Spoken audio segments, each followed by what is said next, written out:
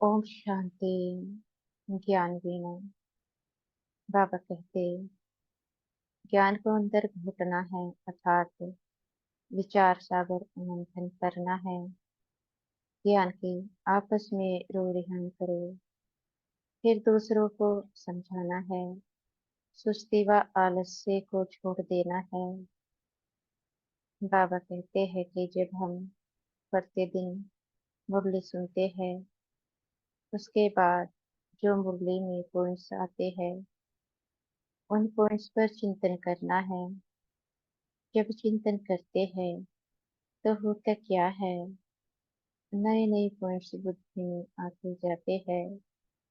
जब नए नए पॉइंट्स बुद्धि में आते हैं तो बुद्धि पवित्र होती जाती है, और जिसकी बुद्धि पवित्र होती है उसका मन शांत हो जाता है, और उसके संस्कार दैवी बनते जाते हैं।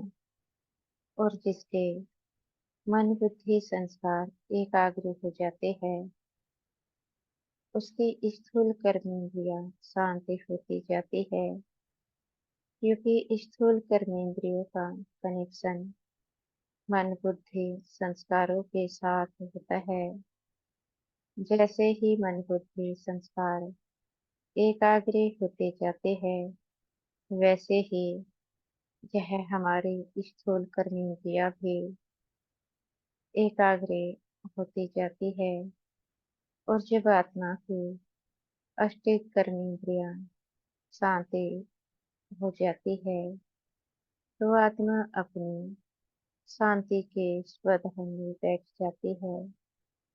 अब अपनी कर्मेंद्रियों को एकाग्र करने का सबसे सहज तरीका तो यही है कि प्रतिदिन मुरली को पढ़ा जाए। मुरली चिंतन मन ही मन दिन भर किया जाए। मुरली चिंतन करने से ही मुरली समझ सकते हैं। मुरली में एक एक ऐसे पॉइंट्स है जो समझ से बाहर है, पर प्रतिदिन मुरली चिंतन करने से वह पॉइंट्स बड़ी सहजता से बुद्धि में आ जाते हैं। जैसे कि एक चरित्र श्री कृष्ण का दिखाते हैं कि गीता ज्ञान श्री कृष्ण जी ने सुनाया अर्जुन को। अर्जुन को वह भी कब सुनाया, आज से 5000 साल पहले। वह गीता ज्ञान सुनने के बाद अर्जुन ने महाभारत युद्ध किया, और नतीजा क्या हुआ, पांडवों ने महाभारत युद्ध को जीता। जैसे ही महाभारत युद्ध का अंत होता है, वह महाभारत द्वारिका में शुरू हो जाती है, और श्री कृष्ण जी द्वारिका को वचन पाते हैं। उसके अपने ही पुत्र द्वारिका को डुबा देते हैं, पर उस ज्ञान को श्री कृष्ण जी ने अपने बच्चों को नहीं सुनाया, उनका कल्याण नहीं किया। कारण क्या था? क्या श्री कृष्ण जी को उस समय वह ज्ञान याद नहीं था? और फिर जब श्री कृष्ण जी के बच्चे उनकी बातों को मान नहीं रखते, तो श्री कृष्ण जी कहकर चले जाते हैं कि कलयुग आ चुका है, अब यह दुनिया मेरे योग्य नहीं है। और वह दुनिया को छोड़ चले जाते हैं अपने धाम में। और गीता शास्त्र में यह भी बात आती है कि वह कलयुग के अंत में आएंगे। कलयुग को सतयुग में बदलने। मन में एक क्वेश्चन आता है कि जब उस समय वह अपने बच्चों को बुराई से नहीं बचा पाए, तो क्या इस समय इस संसार को वह बुराई से छुड़ा पाएंगे? श्री कृष्ण जी अपने बच्चों की बुराई का सामना नहीं कर पाए, तो क्या इस समय वह इस संसार को बुराई से छुड़ा पाएंगे? इस समय तो इस संसार में बुराइयां बहुत है जो आके नहीं जा सकती है। मन में सवाल आता है कि 5,000 साल पहले वाली दुनिया उनके योग्य नहीं थी, तो क्या इस समय की दुनिया उनके योग्य है? जो बुराई श्री कृष्ण जी के बच्चों में थी, इस समय तो घर घर में वह बुराई पनप चुकी है। तो वह कैसे इस संसार को बचाएंगे? इस समय वह कैसे इस संसार का सामना कर सकते हैं जो 5,000 साल पहले इतनी बुराई भी नहीं थी?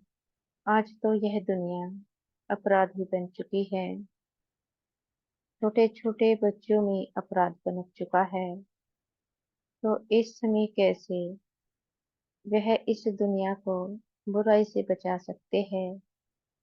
जो सर्वशक्तिमान होगा, जो कलयुग के भय से नहीं घबराता, वही तो सारे विश्व को बुराइयों से बचा सकता है। और वह तो केवल परम पिता परमात्मा शिव ही है, जो कलयुग से डरते नहीं है। इस कलयुग में बैठकर ही आज गीता ज्ञान सभी को सुना रहे हैं। वह गीता उपदेश दे रहे हैं कि यह कलयुग के अंत का भी अंत समय है। इसलिए सब मुझे जानो, मुझे जानने से सब कलयुग की जंजीरों से छूट जाएंगे। इस समय परम पिता परमात्मा से इस धरती पर आ चुके हैं और सबको पावन बनने का रास्ता बतला रहे हैं। यहाँ पर हर धर्म वालों का स्वागत है। परमात्मा के बताए गए मार्ग पर जो कोई भी चलता है, उसके जीवन में परिवर्तन होता ही होता है।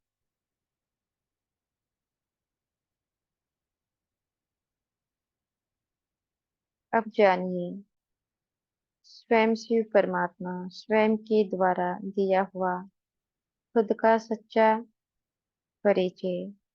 शिव भगवान वाच, प्रकाश स्वरूपम शिवोहम शिवोहम, ज्ञान स्वरूपम शिवोहम शिवोहम, आनंद स्वरूपम शिवोहम शिवोहम। शिक्षकों के शिक्षक टीचर परम शिक्षक सुप्रीम टीचर के द्वारा विस्तृत रूप से मिला है ये परमात्मा का सत्य परिचय। शिव परमात्मा ही शंभु भी है। शंभु अर्थात स्वयं, स्वयं के रचयिता। फिर मूर्ति शिव ही ज्ञान के सागर है। वही हमें स्वयं, स्वयं का सत्य परिचय देकर हमारी आत्मस्मृति व आत्म अनुभूति द्वारा हमारे सत्य स्वरूप की ज्योत जगाने वाले ज्ञान सूर्य भी है, जिससे हमारी चेतना से असत देह भान का अज्ञान अंधकार मिट जाता है। त्रिमूर्ति अर्थात तीन मूर्तियों के रचयिता, जिनके द्वारा वह नव सतयुगी सृष्टि की रचना कराते हैं, अर्थात प्रजापिता ब्रह्मा द्वारा सतयुग की स्थापना। फिर ब्रह्मा सो विष्णु अर्थात फिर सतयुग में वही ब्रह्मा की आत्मा सो विष्णु रूप से पालना कराते हैं। परंतु उससे पूर्व शंकर अर्थात संपूर्ण योगी व तपस्वी मूर्त रूप से पुरानी सृष्टि से आसुरी संस्कारों व प्रवृत्तियों का एवं संसार की समस्त नकारात्मकता का अंत करा के सभी जीव आत्माओं को और पांचों तत्वों का शुद्धिकरण करा के पतित से पावन बनाते हैं। सार रूप में परम पिता परमात्मा ही प्रजापिता ब्रह्मा सो विष्णु सो शंकर के भी बेहद के बाप है, रचेता है। और वह उनकी दिव्य आदि रचना अर्थात देवता है, जिनके द्वारा वो इस अनादि संपूर्ण सृष्टि का स्वयं ही पुनर्निर्माण एवं संचालन भी करते हैं। समझने हेतु मुख्य बिंदु हम कहते भी है। ब्रह्मा देवता नः, विष्णु देवता नः, शंकर देवता नः, परंतु शिव परमात्मा नः कहते हैं, जिसकी ज्योतिर्लिंग व शिवलिंग की सभी जीव आत्माएं ध्यान करते हैं। स्वयं शंकर के आगे दिखाते हैं, क्योंकि वह स्वयं भी ज्योति स्वरूप शिव का ही ध्यान व योग साधना करते हैं। शंकर नहीं कहते हैं, शिव रचिता बाप। शंकर रचना बच्चा तपस्वी स्वरूप है। आत्मा बच्चा परमात्मा बाप से सब शक्तियों का वर्षा स्वयं में धारण करे, पवित्र पावन दुनिया के नवनिर्माण में साथ ही मददगार बनते हैं।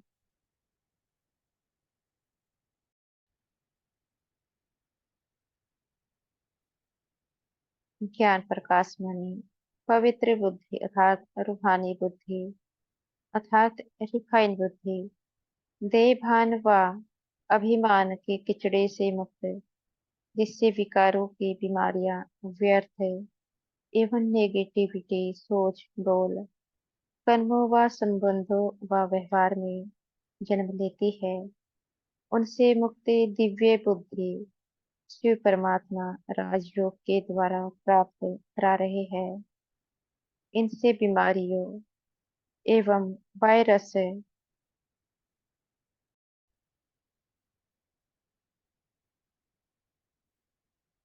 बचने के लिए प्रतिदिन परमात्म ज्ञान अमृत का पान करें एवं परमात्म ज्ञान की लगन की अग्नि अर्थात भट्टी जलाए, अर्थात देह भान के किचड़े को भस्म करने कराने में परमात्मा अविनाशी रुद्र ज्ञान यज्ञ में मददगार बने, कल्याणकारी शिवा के कल्याणकारी बच्चे बनकर स्व कल्याण स्व विश्व कल्याण के पुरुषार्थ में समय संकल्प श्वास तन मन धन सर्वस्व सफल करे। अच्छा, ओम शांति।